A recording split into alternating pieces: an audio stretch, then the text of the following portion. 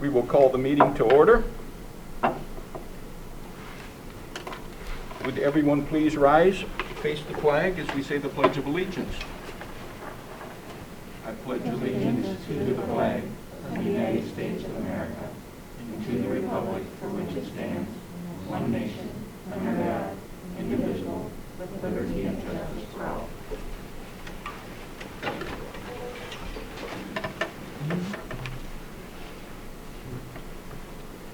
Okay, we'll start out with the approval of the agenda. Do we have anything to add to it? I don't. Okay. I would look for a motion to approve the agenda as listed. Move to approve. Brenda Sorry, second. and Anna on the second. Other discussion? All in favor say aye. Aye. Opposed? Carried. Scheduled presenters, we have none. Public input. This is the opportunity for anyone from the audience to speak about anything pertaining to the district, any concerns that they have. Anyone wish to speak? We will move on. Consideration to approve the finance report. Josh has joined us here. I'll pull up the correct report here. So, Josh, we will turn that over to you. Sounds good. Just got essentially the cash flow worksheet here. Kind of shows where the district's at, cash flow terms as of present. The bank account balances are on the top listed. One thing to note is very right there at the top, Wadue County and Dakota County taxes. The second half of the calendar year 2020 tax revenue is coming in now. It comes into 3 separate payments to the district. One at the end of October we just received today. That would be the actual amount there, the $689 from the Wadue County. There'll be another payment that comes in usually in the middle, beginning in the middle of next week. You'll see that approval down, an estimated $690,000. And then at the end of November, beginning of December is the final cleanup for fiscal or the calendar year 2020 tax revenue. The first payment fell in line pretty close to what we had estimated. The second half, the payment for next week will be the same in line with that $689. The third payment should fall in the same prospect as I looked at, the $275. Other than that, there's not really anything that's too significant that sticks out in terms of cash flow. This goes through middle of January 15. What you would see if this were to be presented for the entire rest of the year, the next month, at the beginning of February, is when we start to see our debt service payments go up, and then you'll see our cash in hand deplete as we pay those debt service payments. It does stay positive throughout the fiscal year, and that's a good thing, especially with some of the uncertainty in terms of COVID and whatnot. But the district is in good cash flow position, at least not having to do any borrowing for the fiscal year. If you have any questions, I can do my best to answer what you may have. Any questions for Mr. Davison?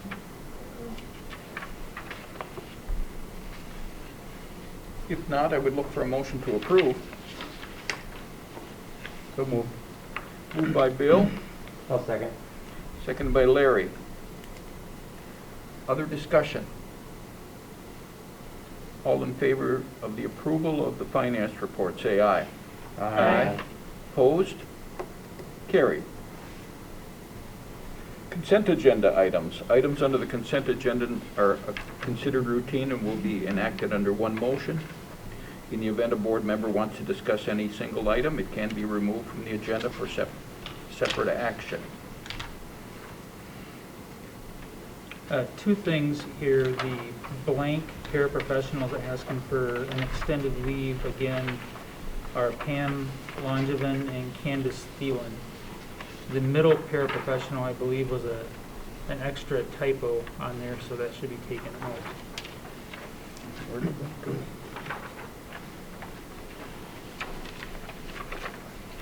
on the personnel list.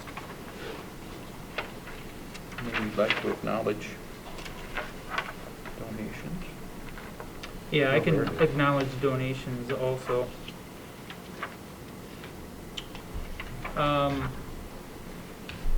Sally Carroll's 24 containers of Clorox wipes. Daniel Gobin, 3 picnic tables for the elementary. Gemini, a $10,000 donation for the robotics program.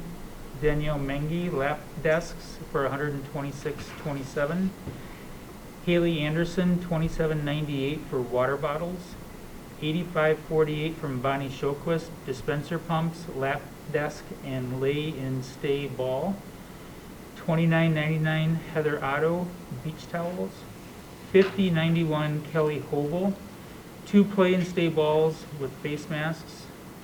$42.91 value from Kelly Siebenaller for a chair ball, play and stay ball, pump dispensers. $17.55 from Mike Ayers for a play and stay ball. $59 value from Tanya Miller for 3 cases of hand sanitizer. $92.99 Heather Johnson for a lap desk active kids chair. $33.97 from Anonymous stay and play ball and water bottles. And $450 from a NASA grant for FIRST Robotics. And that is the 2021 team registration fee. We'd like to thank all of our donors for this time period and their generous donations.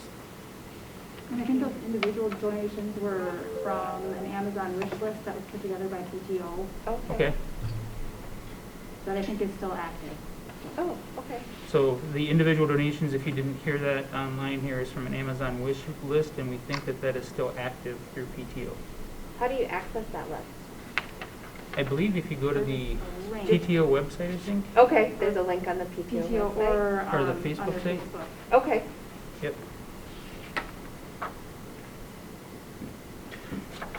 Anyone have any other questions, concerns for the help, or for the consent agenda?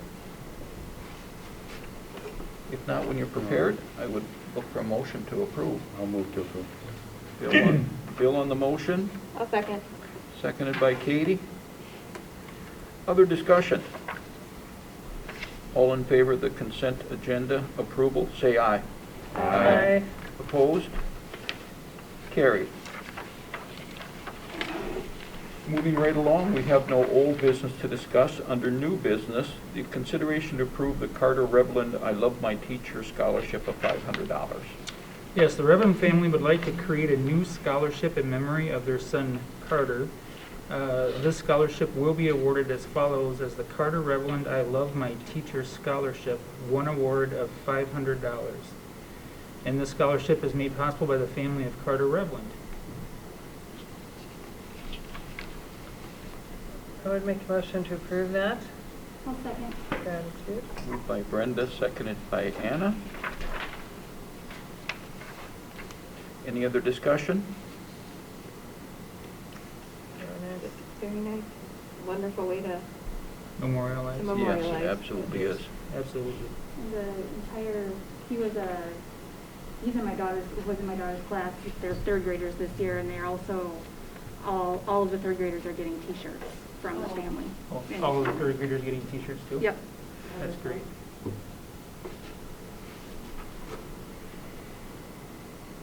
Okay, all in favor of the approval of the scholarship, say aye. Aye. Opposed? Carried. Consideration to approve the 2021 Fall Seniority List for teachers. Yes, this is a yearly task for the board and for the teachers to look through the seniority list. And with the changes that have been made or updated, these have been passed to the teachers, and we are looking for board approval for tonight. I'll make a motion to approve the seniority list. Katie on the motion.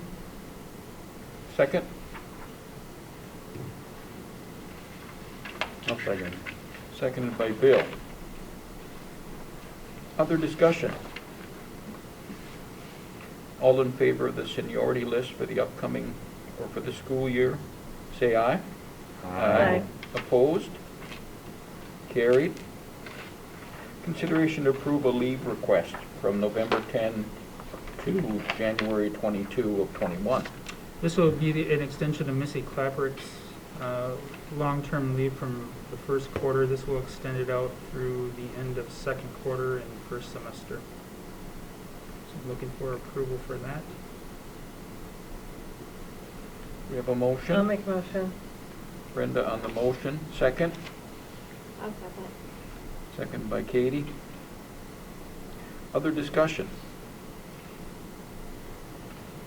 All in favor say aye. Aye. Opposed? Carried.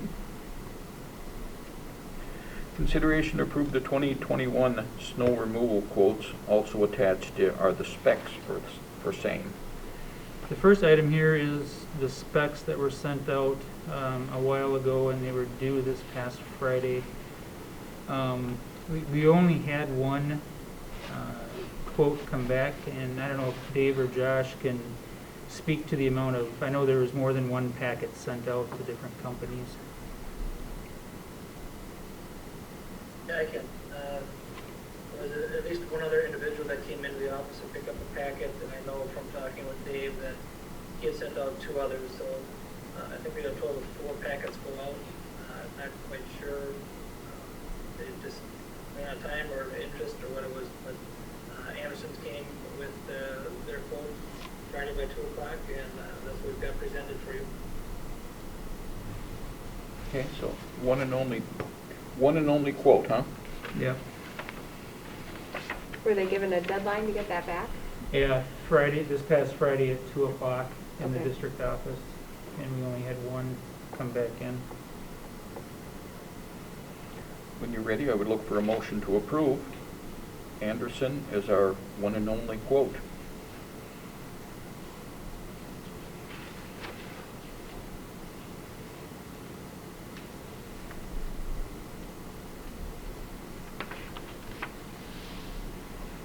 I'll move to approve. Moved by Bill, I'll second. seconded by Brenda. Other discussion? It says the quote is for the 2020 to 2022 school year. Was it for 2 years? Is it for 2 years? Yeah. I believe that was sent out as a, Yeah, line 6 Yes. says proposal bids to be made for a 2-year period. yeah. Was it like a 2-year contract then, or is it? Yeah, if we're asking them to bid for 2 years, then yeah. Okay. There's no amendments in there for year 2. We assume that we're getting the same price both years. Okay? Yeah. So is this for like cost savings? Because I thought, wasn't it like 5-6 years ago, we bought all the equipment so we could do it ourselves Yep. as a cost savings, and now we're asking for a service to come in again? So I'm assuming overtime and other things we must be paying is going over what we thought. I just Yeah, want to the- make sure we bought all that equipment to save money, and now we're bringing a group in again. Right. The equipment purchase, and obviously, I wasn't here, so I can't really speak to the history of it, but, and maybe Josh or Dave can get more into the histrionics of this, but at the time, there was some need for equipment to be purchased, and one of the ideas was to use that equipment and go in-house with people doing it, and come to find out, we've been having a lot of overtime for our employees to be managing the snow, and then also we just don't have the personnel to keep up with it, you know, even with the equipment. Plus the equipment that we have isn't made for the amount of snow, you know, and heavier snows. We would still maintain the light snows with 2 inches or under, and then still salting and sanding on our own as well. It would be the heavier snows with 2+ inches that we're looking at dealing with. So would we have to maintain all that equipment, or would we be looking to sell off some of it? I think the equipment that we have right now would be good for maintaining the 2 inches and lower. Plus, the heavier snows are also harder on equipment as well.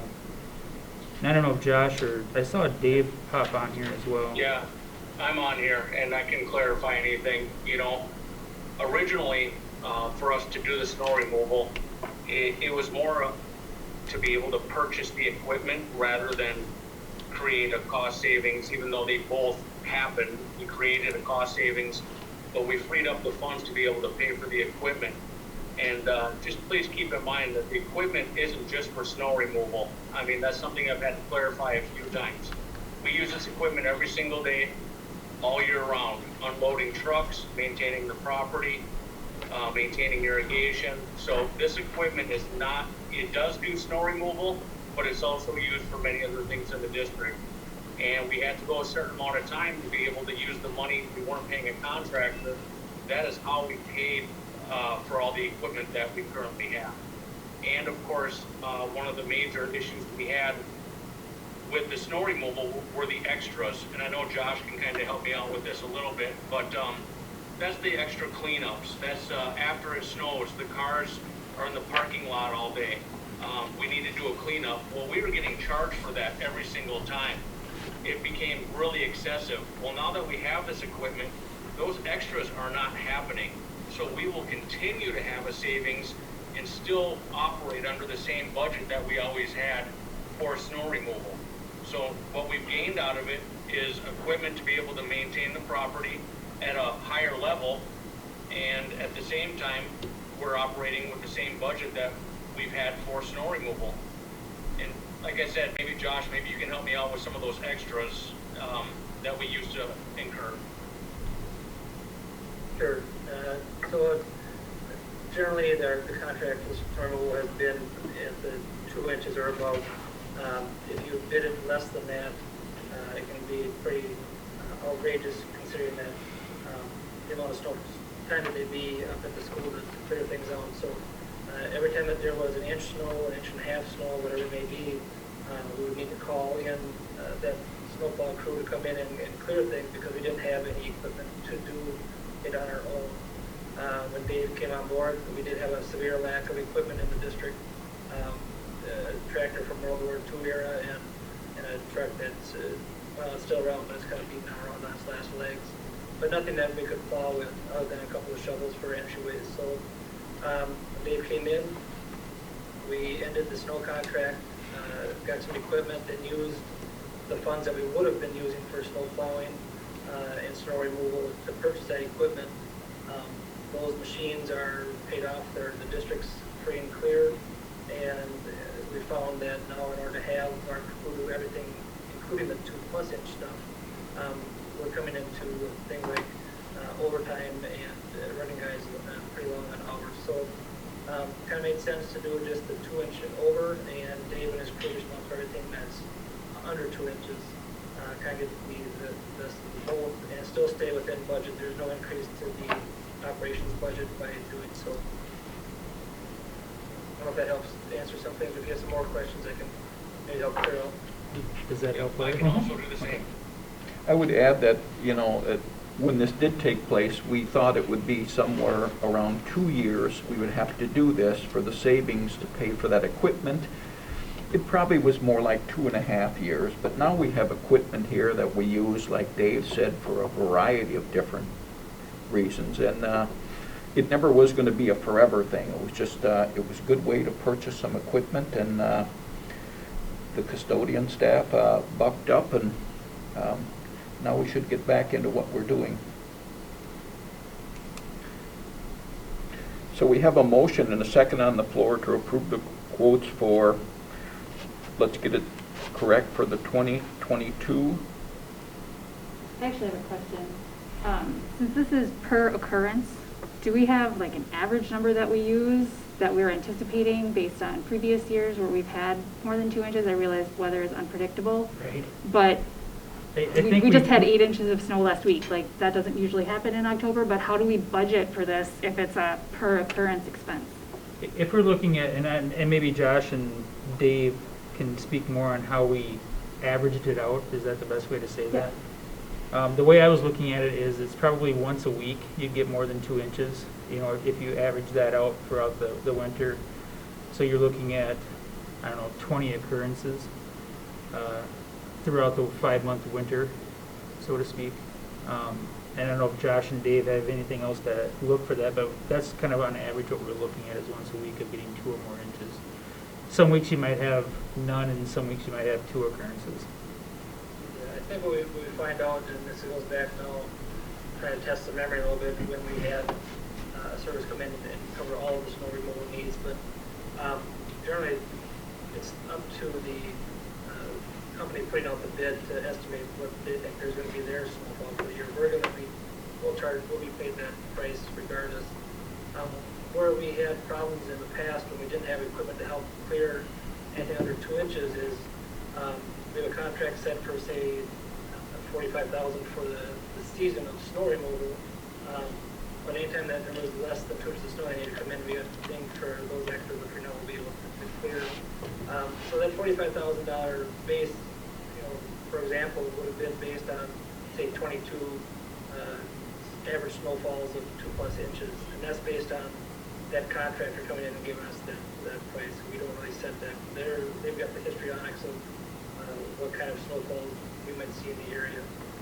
Some years you would come out ahead. Some years we get hit pretty hard. More years we probably end up paying extra than what we paid less. But in terms of what will happen is if it's during the day, from my understanding is Dave and his crew will be cleaning up during the day, so there could be a day where we have over 2 inch snow, but just throughout the day it's been cleaned up by Dave and his crew are the main bulk of it. So what we've done in the past, how we budget and how we've done budgeting in order to get the equipment for Dave and his crew is we've set the budget at about $45,000 per year for snow removal. And that's what we used in order to buy back on the equipment and not have sort of for the last several years. So that's kind of give you a ballpark of idea of what we kind of think may be the snowfall amount that we should be paying in the contract.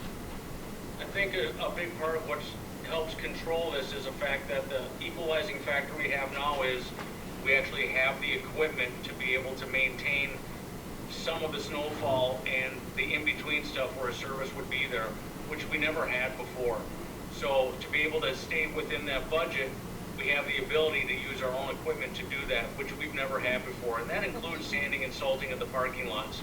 We do all that in-house also. And that was always an extra charge for any service that did not include the snow removal. Right. So we also have that ability with the equipment that we've purchased, which is a big factor. That was averaging about $600 per time. Well, we can do 10 times for that amount now. So we've really put ourselves in a great position to be able to really tighten up that budget. And, a big part of that is having the parking lots look better than they ever have during a heavy winter.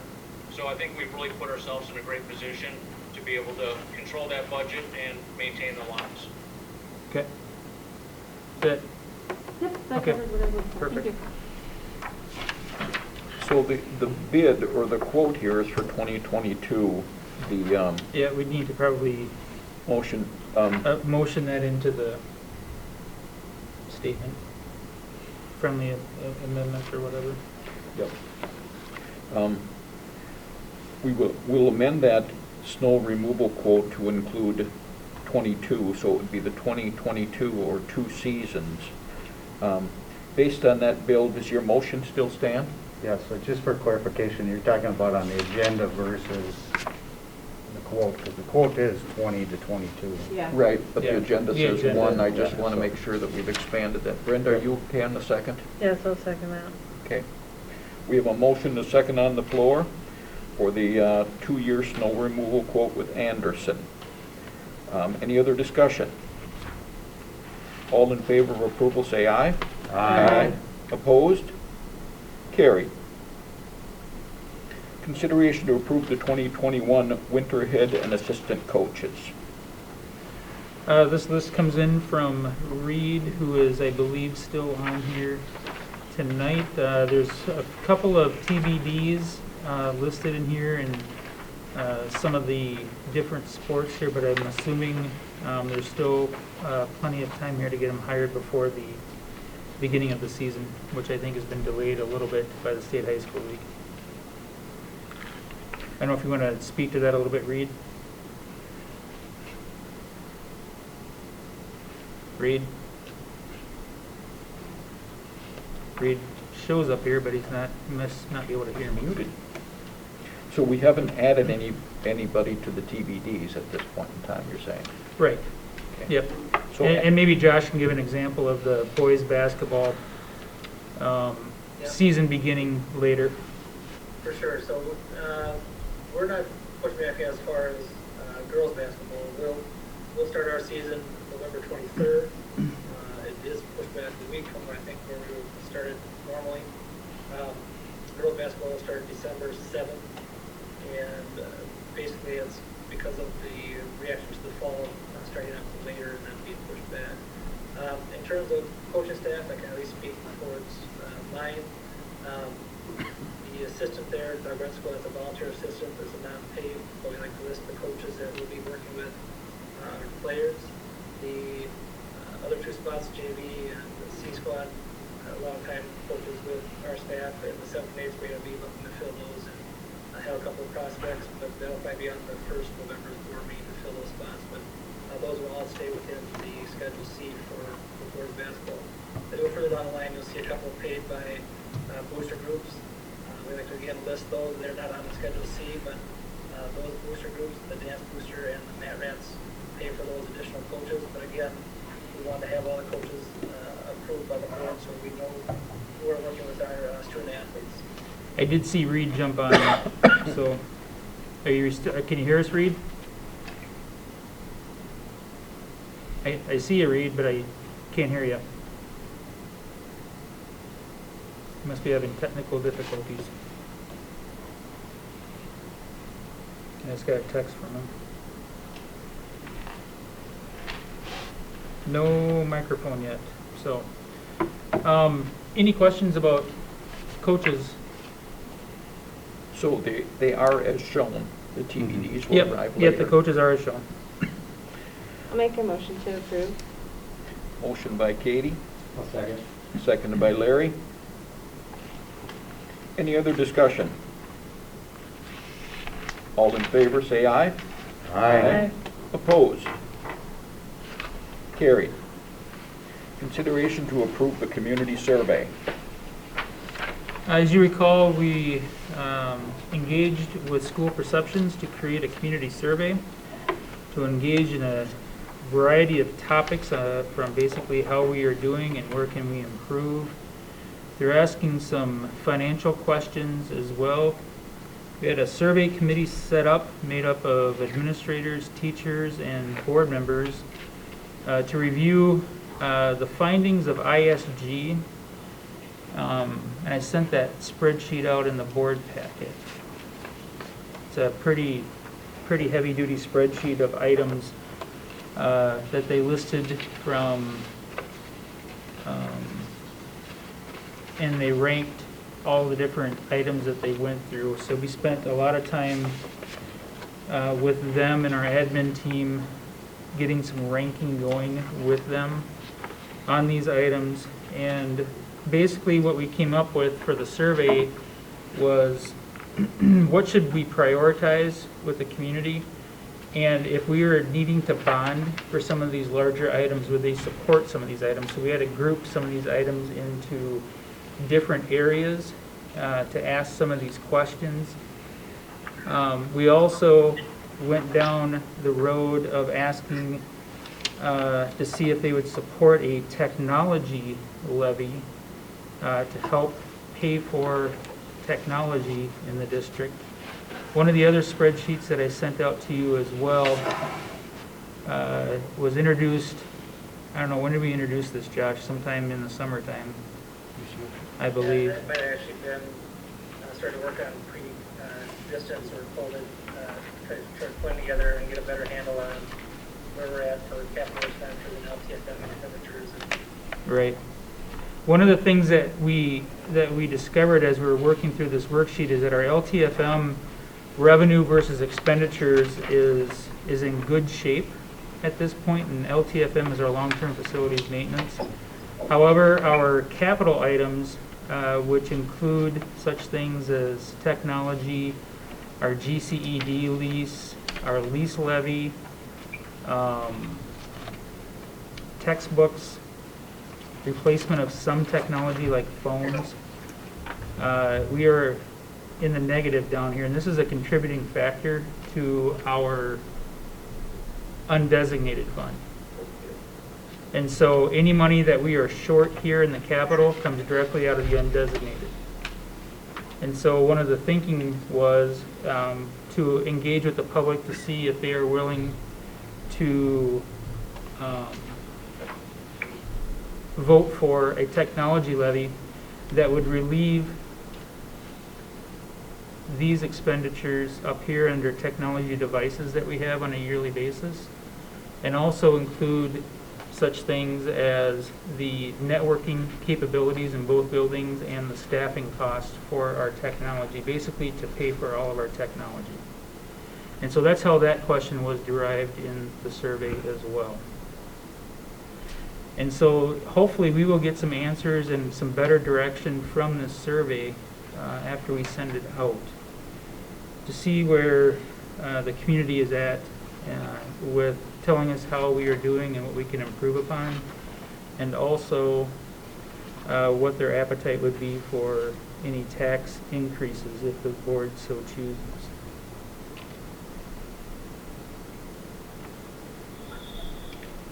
Whoop. So the survey is set up, and I believe you guys have used school perceptions in the past. Yes, we have. Yep. So there would be one survey, paper survey, sent out to every household in the district. And then also an electronic copy would be available for anyone that would come in and ask for a copy of it. They would get a code. And then another version, or not another version, but an email will be sent out to district parents with an electronic version of it. And the question comes up, well, isn't that, putting too many surveys in one area or not? They do have it set up within their company that in the end it weighs itself all out, and statistically it comes out very reliable in the end to what the voters think and are willing to do. I've experienced a survey from this company, and it was within 1% of accuracy of how it ended up coming in from the voters. Other schools that I've talked to have the same experiences, and so I don't doubt the reliability of it as long as we follow what the survey tells us to do, and basically it's the community telling us this.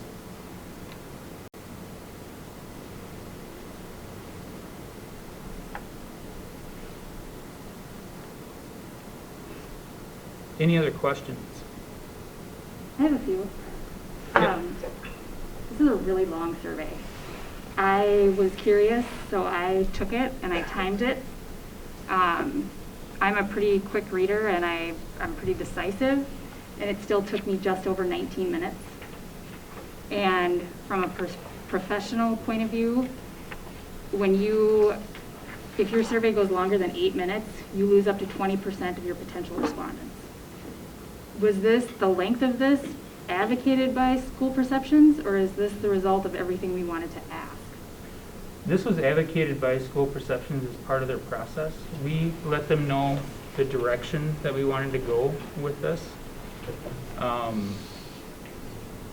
Some of these questions are the same in some schools, and some of them are a little bit more, tailored to the Cannon Falls area of what we would like to know.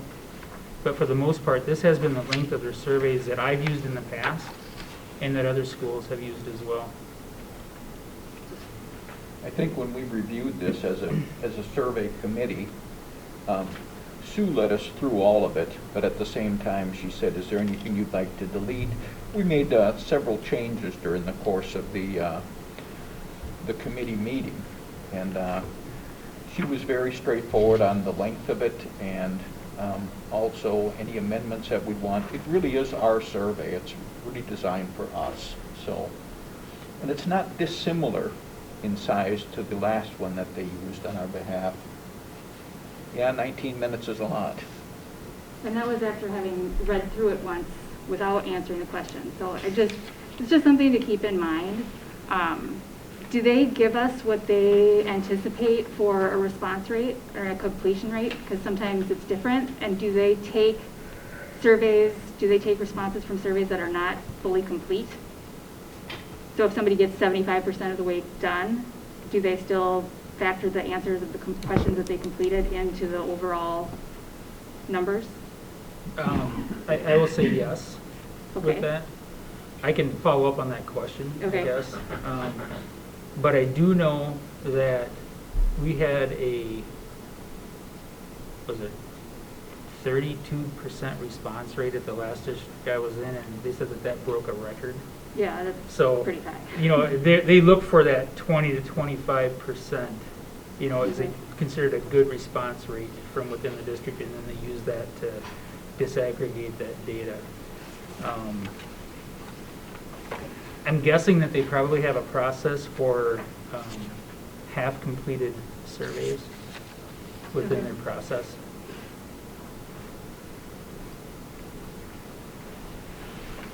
Is there a way to, do they have like, on the ones they send to the homes, like the paper copies, are they coded or anything so that you know if they take an online one and you send in a paper one, if you get the same person responding? Each survey has a different code Okay. to it. And invariably, a household is going to get, every household is going to get one paper copy, and if you have students in the district, you're going to get an electronic copy as well. Right. And they say that's fine. It works out in their system. Sure. And I've seen it work, because I was a little skeptical at first as well. Sure. And it completely works out. Okay. So, Yeah, I had a question about that, because if the paper survey comes with a access number or a code number on it, so if I fill out the paper survey and send that in, and my husband fills it out online using the same code, does one of them get kicked out then? I think the paper copy that you get in the mail is going to be a different code than the one that you get sent to you electronically. I'm just, because it says on here, your one-time use survey access number on the paper survey. So if I say, like, I'm not a parent, and we have 2 adults over the age of 18 in our household, one of us fills out the paper survey, the other one takes the code that's on this paper survey to access it online. It feels like there could be the potential for some redundancy. So you would fill out the paper survey and mail it in, you're saying? And Yep. then in the meantime, before it gets coded, you would fill it out online, you'd put in that same code online? Well, It says one-time use in the instructions. Right, and so what they're gonna probably do is, if you sent it in, mailed it in, that paper, and who knows, the paper copy codes may not work online of how they got it set up. well, I would hope that it does, because I'm guessing the way that this is set up is intended to, you got the paper survey, but you're going to fill it out online instead. What I'm asking is, you could have a household where you have 2 people that want to fill it out. So one does the paper, and then the other one says, well, I'll do it online, instead of having to call and get a second code. No, I think that's where you Oh, need it to says call it and right- get a second code if you want a second It survey. says it in the bottom part for the additional survey codes. Right, but it still doesn't, I think the language here is confusing, because it doesn't say that it's enter your one-time survey access number. Does that access number also apply to the paper survey?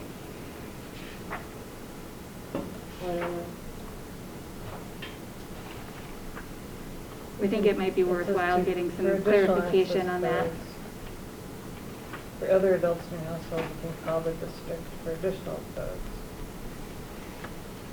I understand what you're saying. What you said under I'm additional kind of services. guessing that, how I read it is that In the when you first get the page. one by paper, it maybe has like an actual like barcode on it or something Yeah. that is not intended to be used online. Because I think that it's saying that you can take it in 2 ways, either by paper or online, and you'll get a code for the online one. But I understand what you're saying, that it's not very It's clear. not very clear. I think it could be, Yeah. might require a bit more clarification. And then I did have a question too about getting additional access codes.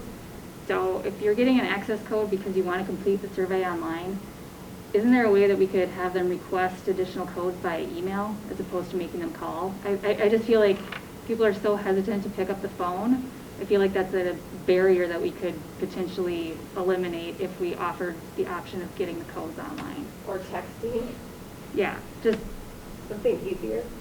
Yeah, I agree. and I mean, I don't know how many people reach out to get additional codes, it might be a very small percentage, but I think the easier we can make it, the better, just so we're making the most of our investment in this project.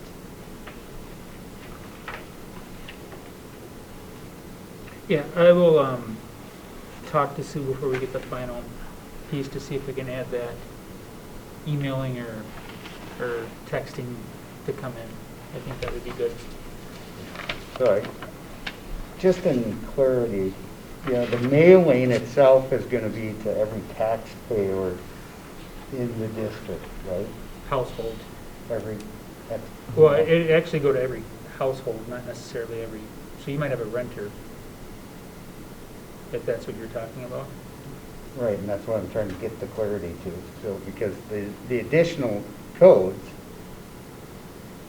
I don't really see as going to be an issue if we're getting the paper one to everyone.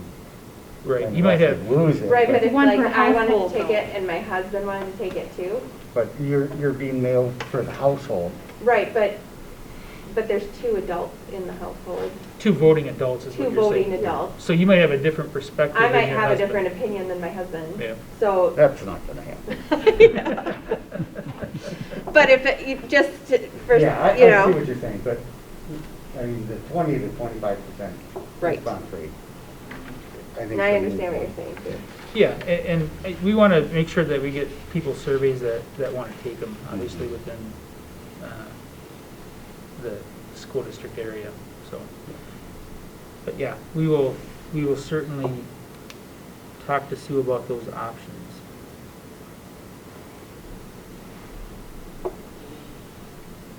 Well, subject to some of these, Jeff, how would you communicate back to us on some of these concerns if we okay this evening? I can certainly send out an email tomorrow if I get a chance to talk to Sue on some of these, just send an email out to everybody here, if everybody can live with the survey as it's written per se, with adding those pieces online, if we're okay with that, and try to get those pieces resolved, if that works. I do have some additional questions, and some of it is technical that we can talk about outside of the meeting. Okay.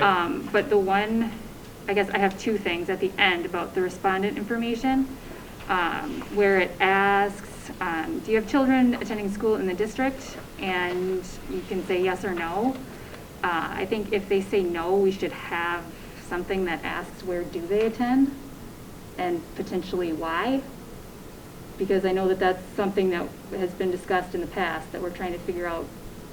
Is that on the last page? It's on the last page. It's close to the end. It's with Okay. the kind of the demographic information. Yep. I think it would be, It does, oh yeah, it does say like, where do they attend? but that's only if they attend in the district. With that, yeah, but just. Or says if it- homeschooled, if other they- virtual. Yeah. I guess I'd like Like to a know specific specifically, school? if they live in this district and they go to Randolph. So like the public school outside of the district is one of the responses. Are you thinking having like a toggle Like a of? comment box, like- like a comment Like box? a Yeah. comment box underneath Yep. that?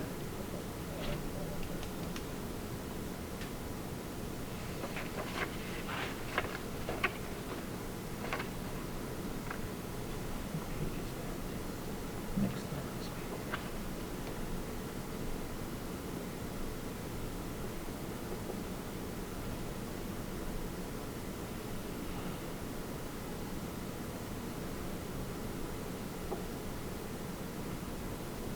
Yeah. And then the final thing, I guess, is often, I've been writing and administering surveys for 15 years. So the other thing I would say is a lot of these have comments/suggestions. I understand the desire to keep it anonymous, but sometimes those comments and suggestions are things that we would want to take action on. It might be worthwhile to, and this might be because of its school perceptions process, but if you would like us to contact you, please leave your information. I think that would be a good addition too.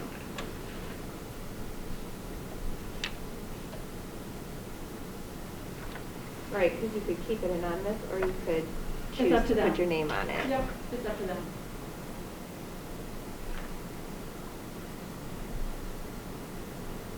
I never would have thought of that. Good, Mhm. good, And it's good perception. And the people that fill out the surveys are gonna be people that are invested in the Yep. outcomes, so it's important. Or that want to hear how Yep. it's maybe Exactly. going. Yeah, makes sense. Especially a survey this long. Right, yes. Okay, Jeff, you could get back to us on those items. And, Yeah. Anna had some technical things or Yeah, whatever. You said you could. it's just some just bump- layout and I found some typos. Yep. So, Oh, Nothing we had an English teacher go through this. Nothing serious. Do you want to contact me tomorrow? Sure, Okay. yeah. Perfect. Otherwise I can just point it out after this too, it's nothing, Sure. it's nothing major. Okay. Okay. I think we're ready to make a motion to approve the community survey, subject to possible changes here. We would ask that you would approve those changes ahead of time, I guess. So looking for a motion to approve the community survey. I'll move to approve. Motion by Bill. Second. I'll second. Seconded by Katie. Other discussion? When are they anticipating mailing this out or sending it out? I've got that. It's relatively soon because we were going to get the results back at that board meeting in December. And so we will start communicating out to people in the district to Yeah, I be see it's due heads by up. the 11th of Yeah. December. Yep, to heads up that there's a survey coming out, and then we can start putting it on our district website and Facebook page. We can have myself and the principals and Reed tweet out through our accounts. We'll get information blasted out. And then when we get the report, will we get the raw data too? Yeah. Okay. Yep. You'll see the report, and she'll slice and dice it into different categories, and then we'll see the raw data as well Okay. with respondents. So, but the idea behind, and she'll even tell you, is that everything is routed toward that company so that nothing gets disaggregated here because of the whole trust Right. factor. So, yeah, Yep. so everything is sent to school perceptions for that very reason. So Anyone I can else? send out, tomorrow I can send out that timeline again as a good reminder for I you know guys. it's changed. So. It's changed a little bit since the pandemic, so. Okay, we have a motion and a second on the floor to approve the community survey. All in favor, say aye. Aye. Opposed? Carried. Discussion booster clubs. I was the one who requested this. I think it's always behooves us to review booster clubs. We don't really have any issues with them, but unless we have some open discussion about who they are, how they represent us, things like that, I think it's really important for us to discuss it. At one point in time, it was told to me that the Minnesota State High School League counts booster club interaction with schools as one of their biggest issues, let's say. They get a lot of hits on that. They just, and if you pick up the paper, you read all the negativity that comes from booster clubs. We have none of that. But yet at the same time, it's kind of a good thing for us to understand what booster clubs do for us, how we accept their money, I guess, and just in general, just a 10, 15-minute discussion is fine.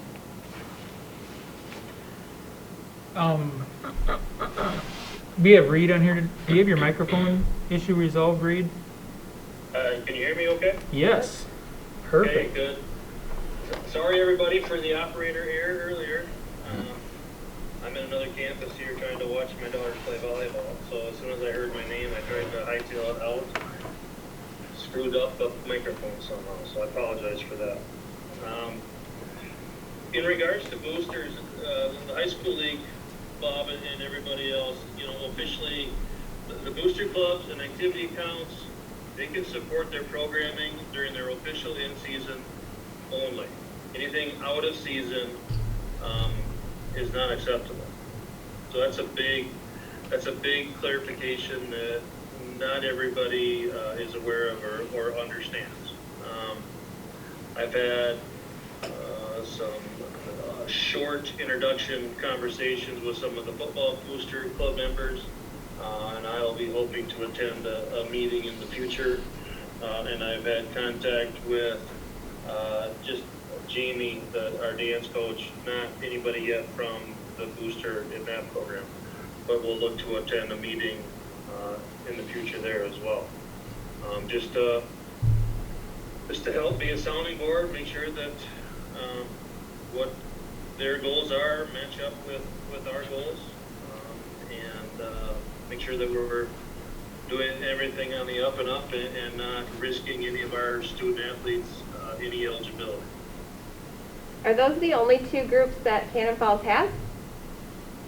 That's what I'm aware of at this Okay. point. I was just curious.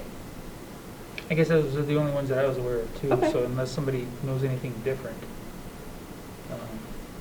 that's all we have for now. Do booster clubs have organizational meetings where they might have a board and a mission statement, things like that, or is that something we would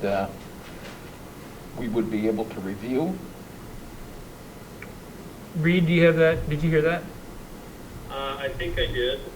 Do they have a board and do they have a mission statement? I don't know what their current setup is, but I think that we could certainly be well within our reason of asking those questions.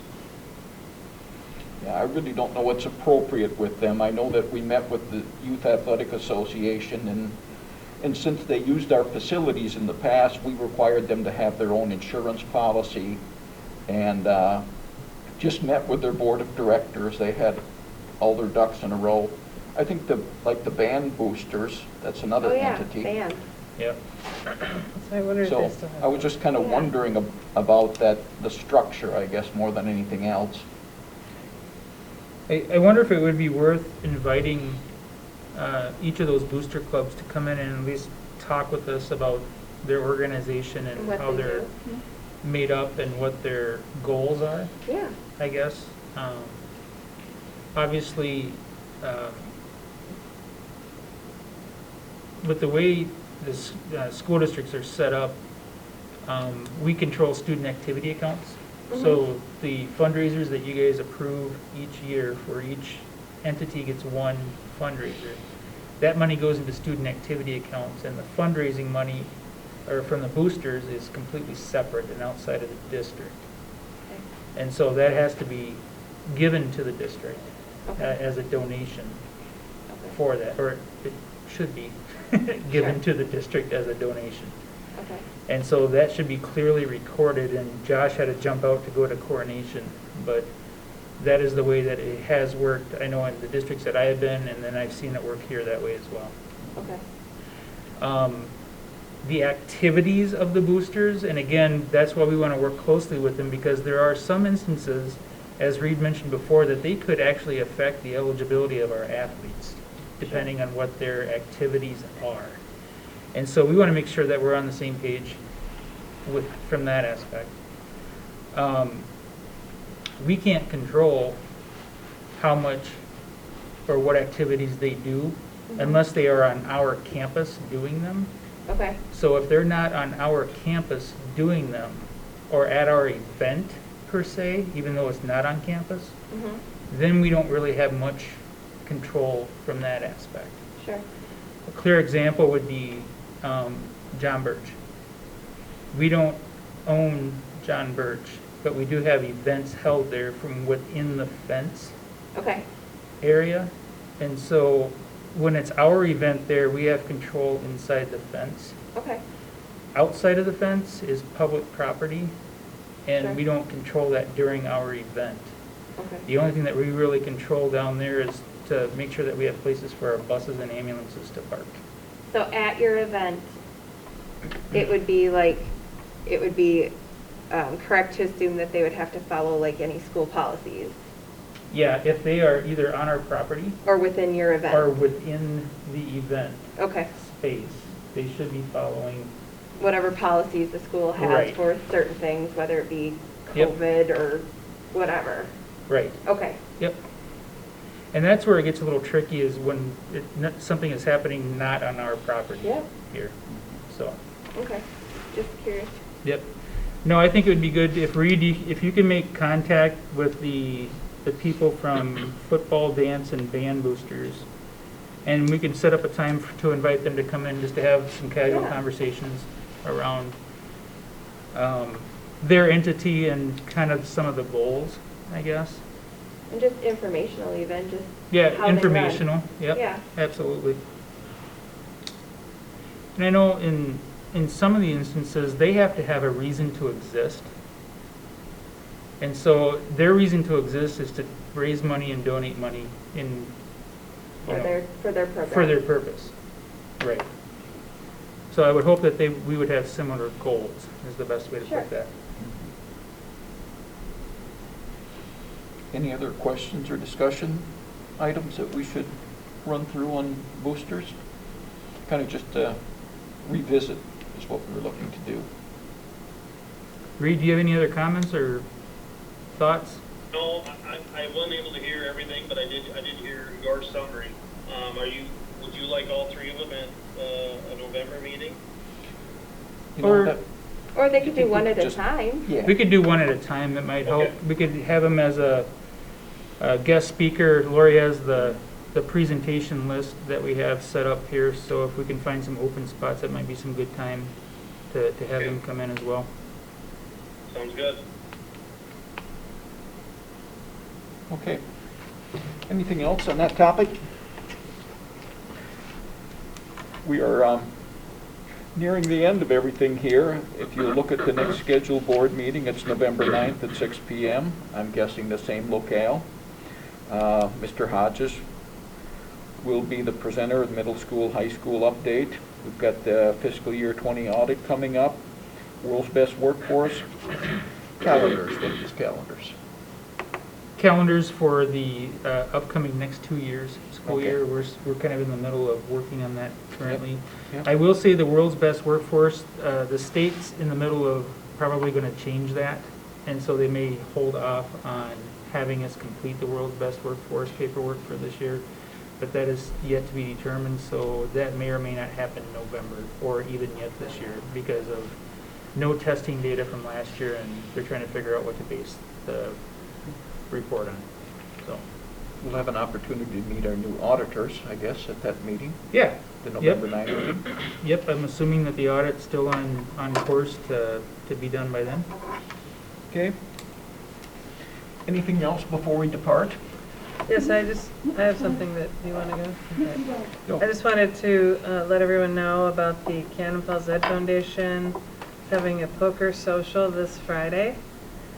And that's October 30th from 5:30 to 8:30.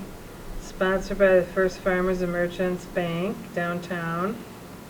And there'll be cash prizes, and they're setting it up to try to be very COVID safe and everything. Jeff, do you know, it's going to be out in the parking lot, right? Yeah, my understanding of that is that people will get their packet of information for it, and then they will need to go around to the different businesses, and then they will stand in line socially distanced at the end Okay. to pick up whatever prizes they may have Yeah. at the end of the night. Okay, so you go around to the businesses. Yep, Okay. That's this Friday. This Friday. yep. And there's a Facebook page if you want more details about it. Yeah, it should be a fun event. Anna? I was just gonna ask, based on, social distancing, if we could get a COVID update. I know county case counts are going up pretty significantly, so just wondering if the committee has met and if there's any Yeah, the information committee we has should been have. meeting weekly, and we are still on the same learning plan. We do have epidemiologists joining us this Friday, because you're right, cases have been going up.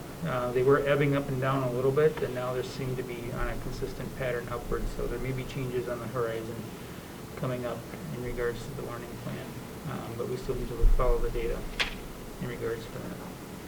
How are things going in general?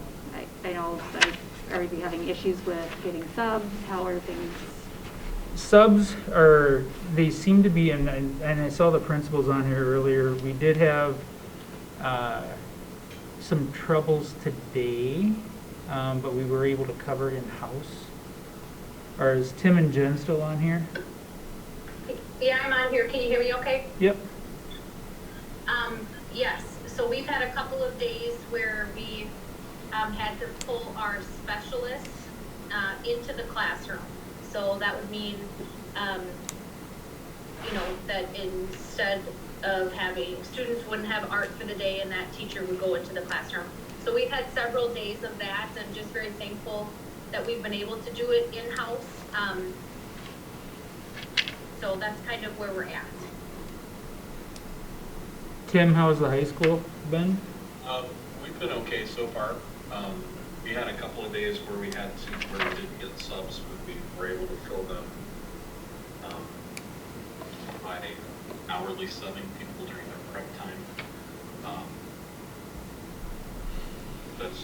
That's about all I have to say. Yeah. So I think the most we've had out of my building, as far as teachers go, is 3. But we're not able to really secure more than 1 or 2 subs on any given day. So some of the problems have been more focused on the elementary piece that we were able to make our way through it currently. One of the things that we've talked about extensively in our COVID advisory committee is the county numbers are trending upward right now, but the cases in the school are minimal to none. And so we also look at that. If we are going to distance learning, then we're putting more people outside of the building, whereas it's proven to at least be pretty effectively safe within the building currently. A lot of the schools that are getting shut down or going to distance learning is because of Staff. outbreaks in their community. It's not necessarily within the school. Right. And there's been schools that have been closing intermittently based off of staffing needs as well. And so would I say that we're very comfortable with our staffing right now? No, it always seems to be, something. Is there a plan for that? I mean, yeah, we've been trying to meet our way through plans, but once we hit the end of that plan and we can't find any more coverage, then we're going to have a that's what I mean. alternative. Like, where's our critical point, and how much notice are we going to be able to give to parents if we do have to close? Sure, and that's where we get into, depending on what's happening. If we have some staff that are out for a day of, a personal day or something that's different than having 4 or 5 staff on quarantine. If we have 4 or 5 staff on quarantine, then we're going to say, well, we need to probably look at going into distance learning, and we will give, parents as much notice as we can with that.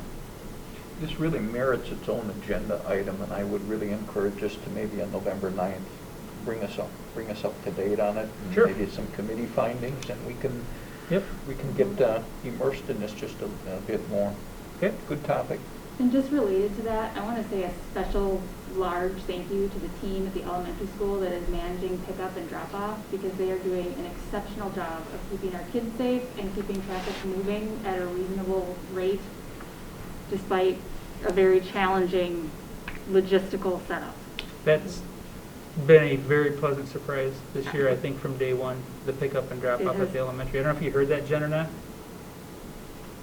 Jen? I did hear that, and I'm smiling ear to ear because it's Okay. been no easy task. Yep. Kudos to your staff.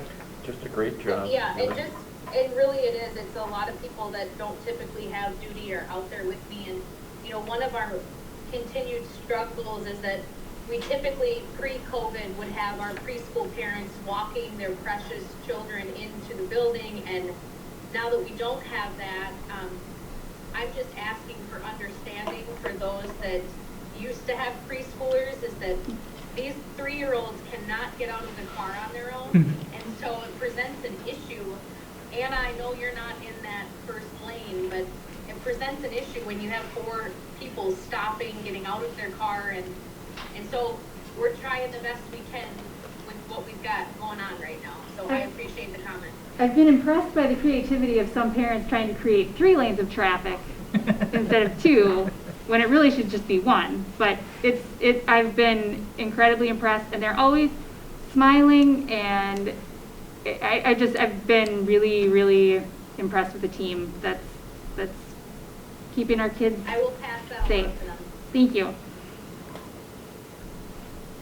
Okay, so we'll add some COVID discussion, I guess, at on the next agenda, just to bring us all up to date. And other than that, anything from anyone else? If not, I would look for a motion to adjourn. So moved. Anna, on the motion, Second. second by Larry. Any other discussion? All in favor of adjournment, say aye. Aye. Opposed? We are adjourned.